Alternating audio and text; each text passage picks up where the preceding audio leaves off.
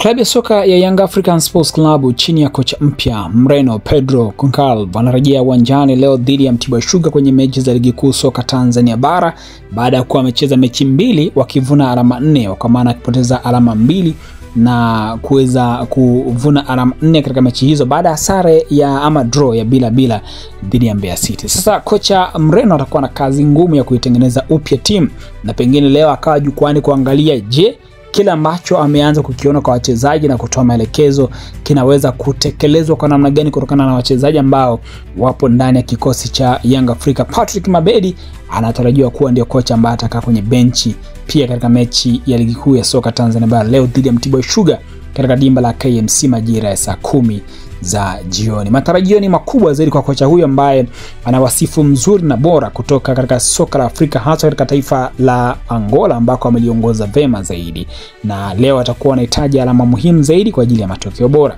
Lakini kwingineko ni kwamba klabu ya soka Singida Black Stars imetangaza rasmi kwamba itautumia uwanja wa New Aman Complex ulioko Unguja visiwani Zanzibar kama uwanja wake wa nyumbani kwenye mechi zake za kimataifa hatua ya makundi ya kombe la shirikisho barani Afrika. Singida amechagua uwanja huo akisema kwamba wanazingatia ubora wa miundombinu pamoja na kila ambacho wanaamini wanaweza kukitoa, hivyo watatumia uwanja huo katika mechi zao zote za ligi ya za kombe la shirikisho barani Afrika kwenye hatua ya makundi ambayo yanatarajiwa kuanza mwezi Novemba mwaka 2025 mpaka mwezi Januari 2026. Sasa Singida kuchagua uwanja huu ambao ni mbali zaidi na nyumbani kwao Singida kunaweza kuwa na manufaa gani kwa upande wao? Lakini timu hii wanakwenda kukitoa kitu gani haswa kwenye michuano hii? Ni matarajio mengine ambayo kocha Miguel Gamondi amewasisitiza wachezaji wake kwamba wana kikosi bora na wanaweza kufanya vitu vikubwa zaidi kwenye hatua hii ya makundi kama